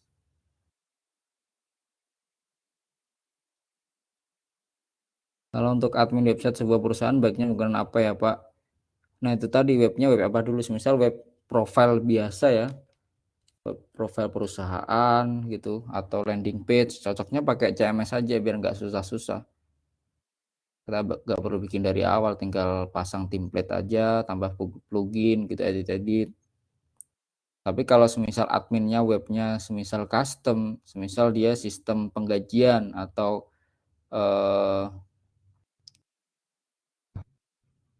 ya penggajian atau payroll kayak gitu, ya kita bikin sendiri memang.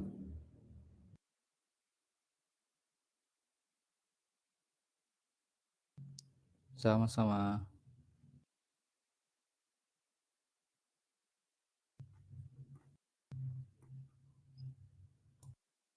Berarti banyak yang masih muda-muda nih ya, sedang sekolah, masih kuliah.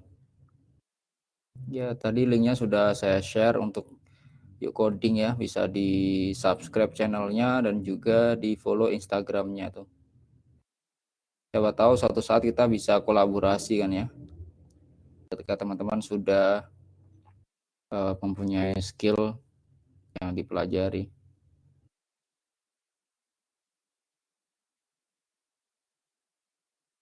Sama-sama. Oke, mungkin ada lagi yang pengen ditanyakan gitu atau ditambahkan, boleh, atau mau sharing-sharing gitu.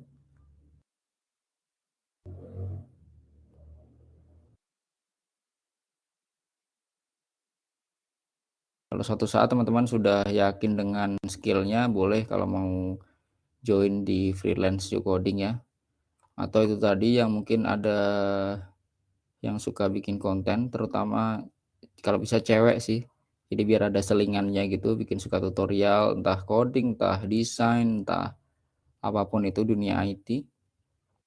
Boleh kontak kami ya, karena sedang butuh sih untuk pengisi konten selingan di channel YouTube Yuk Coding Media. Terima kasih. Oke, mungkin ada lagi yang pengen bertanya, apapun boleh sih.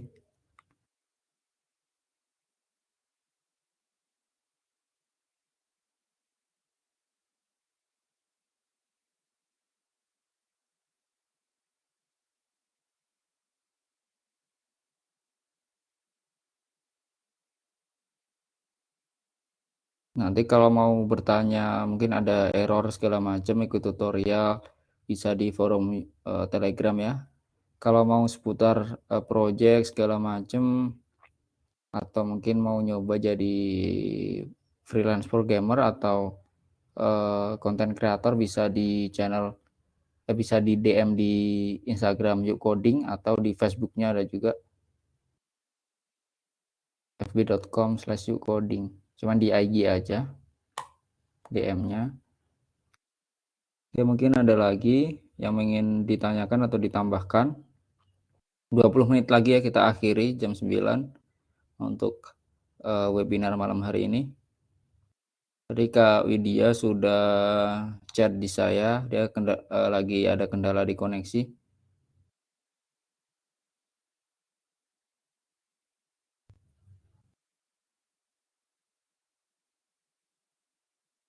Kalau belajar ya, dari Battle Sando Gemilang, lebih baik jadi front end atau back end atau full stack ya.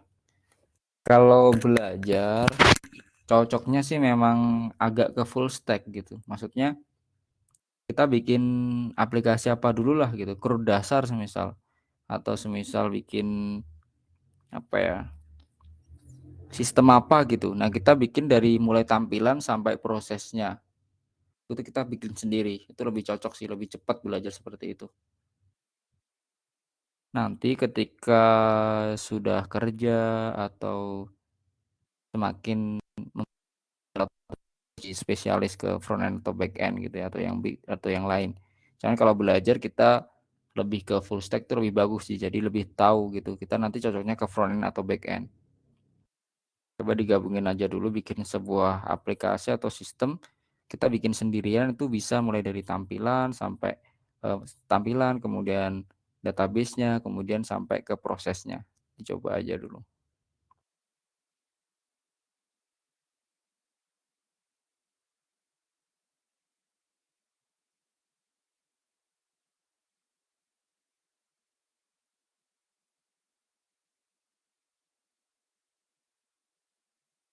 Oke, sama-sama.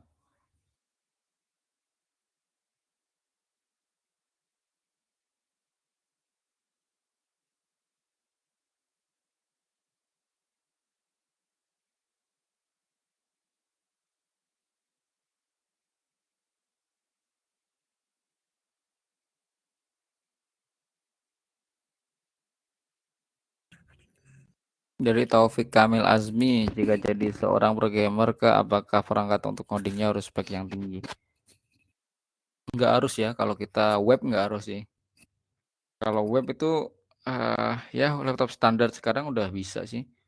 Kita pakai PHP, pakai JS itu udah bisa sih. Beda kalau teman-teman jadi programmer mobile ya, mobile developer itu agak speknya agak tinggi karena dia biasanya ada emulator di situ.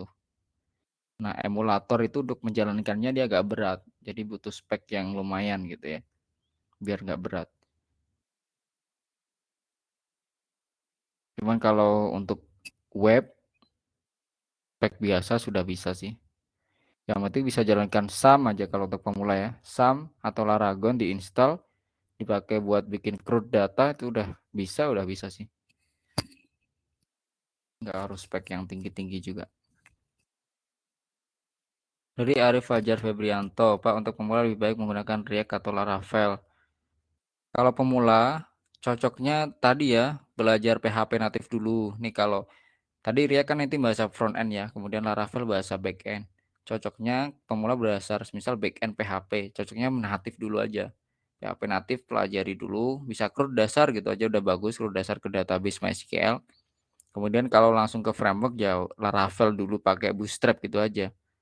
Karena kalau langsung Laravel API plus React agak berat ya. React-nya sendiri pun ini ES6. Jadi teman-teman harus belajar dulu JavaScript murni atau Vanilla JS yang ES5. Agak beda konsepnya juga. Kalau kayak React kemudian Laravel ini mau nggak mau harus apa ya, terbiasa dengan package manager. Contohnya kayak NPM, kemudian Composer, kemudian terminal-terminal perintahnya itu agak paham sih. Harus agak paham gitu. Jadi bertahap aja ya, jangan langsung, oh ini teman-teman yang sekarang udah pakai React, udah pakai Laravel gitu, kita harus menguasai, nggak harus begitu sih. Jadi teman-teman fokus aja ke step by step teman-teman sendiri. Contohnya Laravel kita mau mengarahnya ke Laravel nih. Jadi kita dari natif aja dulu nggak apa-apa, PHP natif, dasar-dasar PHP nih bisa dulu harus. Jadi jangan langsung loncat-loncat gitu, nanti akan semakin kesusahan malah. Aktif aja dulu, kemudian mungkin kalau Laravel langsung agak susah ke kode igniter 3 aja, itu karena hampir mirip-mirip ke natif. Nanti kode igniter 3 udah bisa baru ke Laravel atau ke CI4. Kemudian untuk front end kita dari JavaScript ES5 dulu. Kemudian konsep Bootstrap juga dulu. Bootstrap dulu harus agak tahu sih, baru kita bisa bikin layout di React gitu. Bertahap aja, jangan terburu-buru belajarnya. Bagusan Laragon atau SAM? Sama aja, itu cuma tools sih. Kayak kalau ditanya bagusan text editor, VS Code atau Sublime, sama aja tergantung selera sih. Ada plus minusnya. Kalau biar bisa tahu bagusan mana dicoba aja semuanya biar lebih tahu sih. Tergantung selera sebenarnya.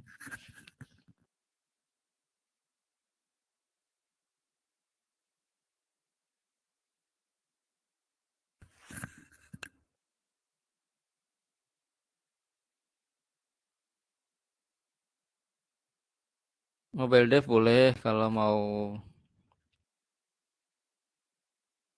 coba ya kirim ini aja CV dan portofolio di IG coding dulu aja kontak.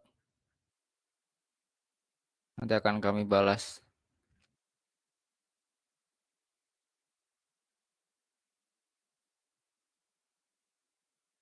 Dari Rondi tadi ya. Coba aja kirim siapkan CV dan portofolionya ya. Nanti terus DM aja di Instagram Coding kalau mau jadi freelance programmer gitu. Nanti sepatu ada project yang cocok bisa kita lempar.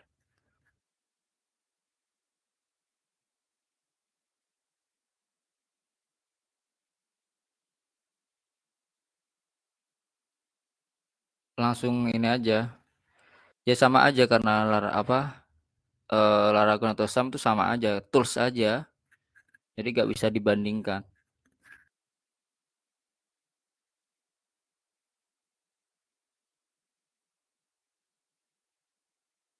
Kalau untuk pemula cocoknya SAM karena sudah include semua. Kalau Laragon kan dia perlu setting-setting ya.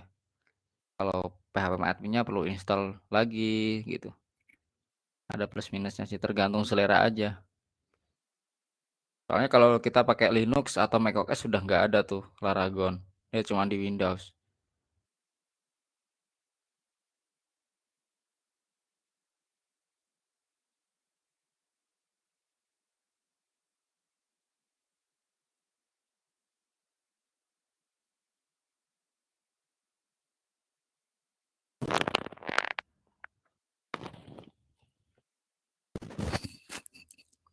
Oke, mungkin ada lagi yang ingin ditanyakan atau ditambahkan.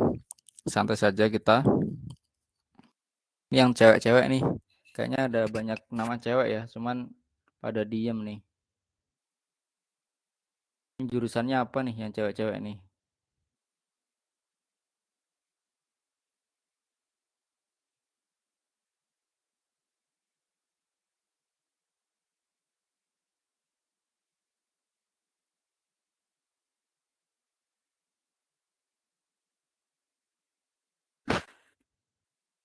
Oh iya, TI ya. Semangat, semangat. Kalau udah semester akhir nih, skripsinya ya.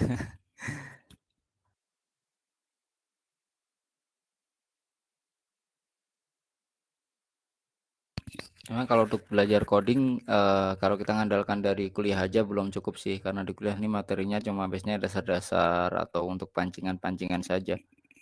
Kalau memang mau pelajari lebih lanjut ya kita ya ikuti tutorial-tutorial, kemudian ya seperti itulah. Jangan hanya mengandalkan dunia kampus kalau mau terjun ke bidang profesional gitu.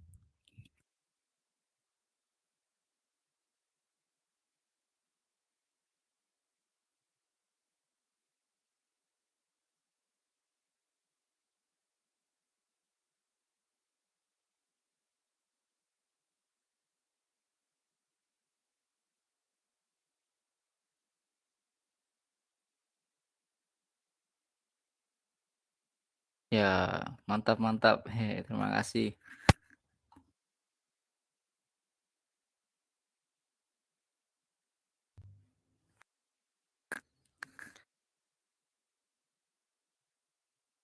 Ini user yang nonton masih 98, 99 ya.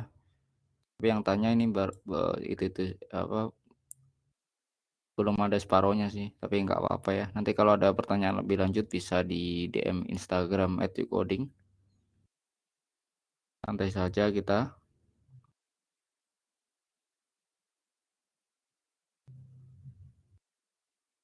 Oh ya, cuman ada agak beda ya kalau bidang ke pemrograman dan juga ke AI atau data science itu ada agak berbeda gitu bidangnya sebenarnya. karirnya juga agak berbeda gitu. Kalau programmer ya udah coding gitu. Cuman kalau ke data scientist atau artificial intelligence itu lebih ke kita menganalisis algoritma atau metode untuk eh, apa ya, sistem cerdasnya gitu. Jadi agak beda sih bidangnya.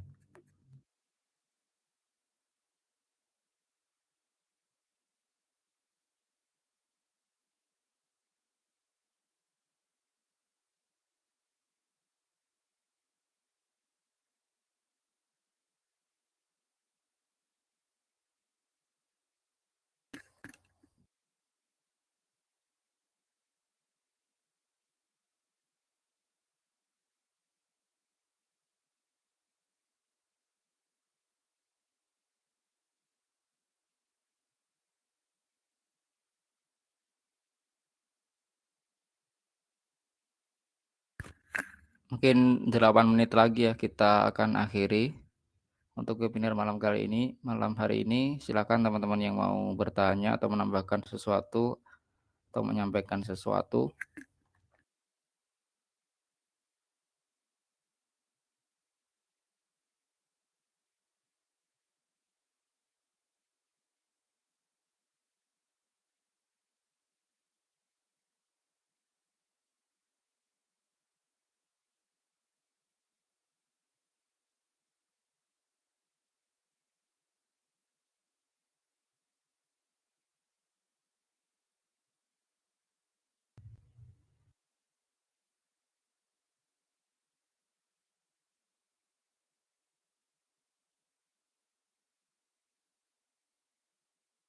Pak, kalau program bootcamp yang langsung disalurkan kerja dengan pendapat Bapak dan sistemnya.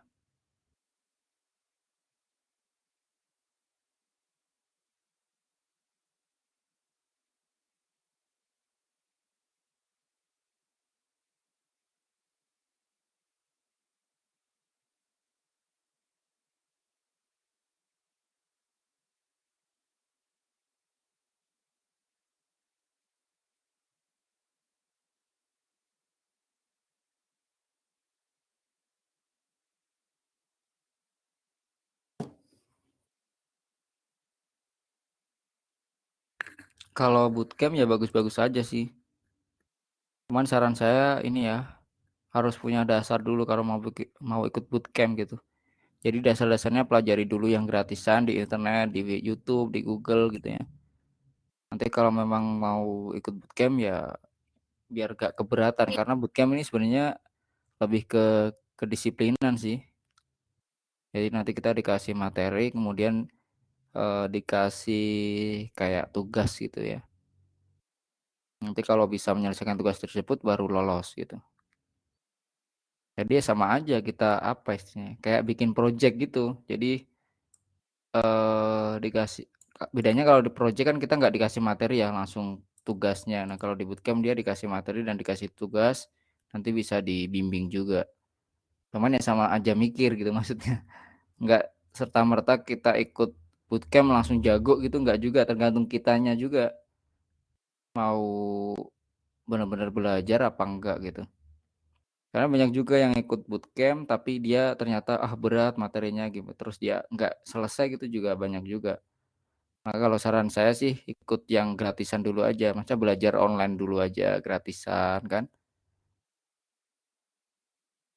Nanti kalau sudah bisa baru kalau misal mau ikut bootcamp dan disalurkan kerja boleh-boleh aja gitu.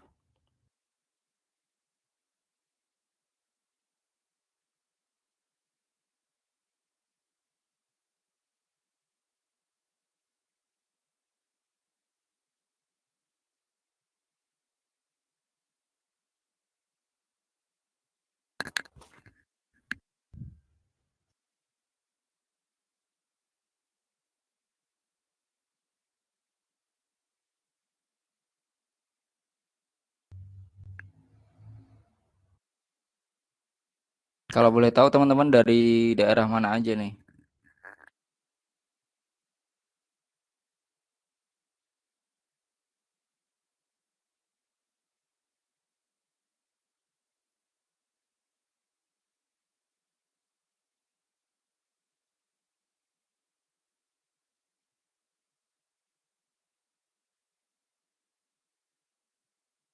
daerah mana-mana ya, Depok, Samarinda, Bandung, Cirebon, Sidoarjo, Samarinda.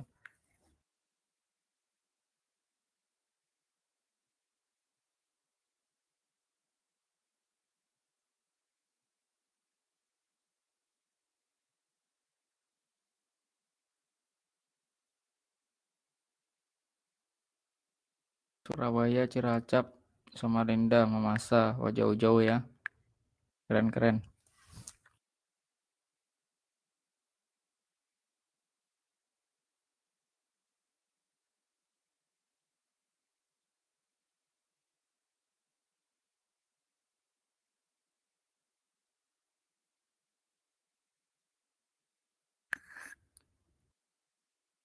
Indramayu.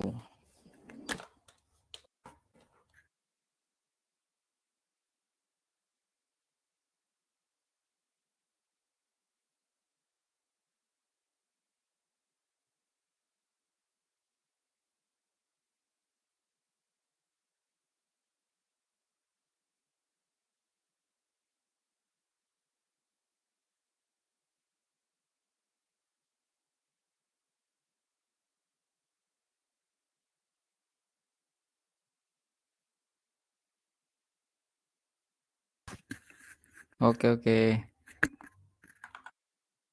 Ini bantu follow ya Instagramnya biar nggak banyak sih. Biasanya di sini kami share ini project-project. Kalau YouTube udah pada subscribe mungkin ya.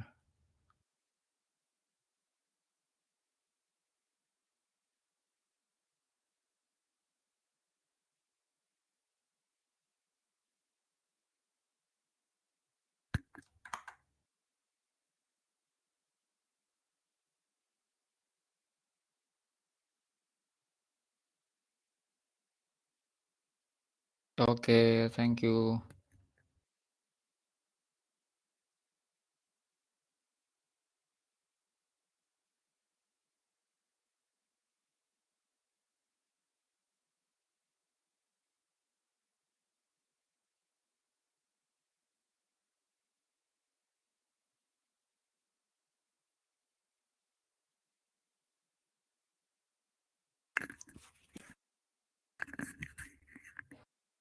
Oke, mungkin untuk webinar malam kali ini kita cukupkan sampai di sini. Terima kasih teman-teman yang sudah menyempatkan waktunya untuk join.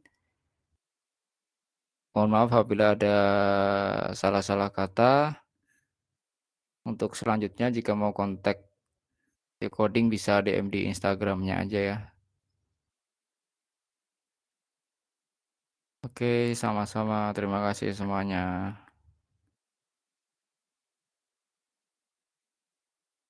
Sama-sama. Terima kasih semuanya.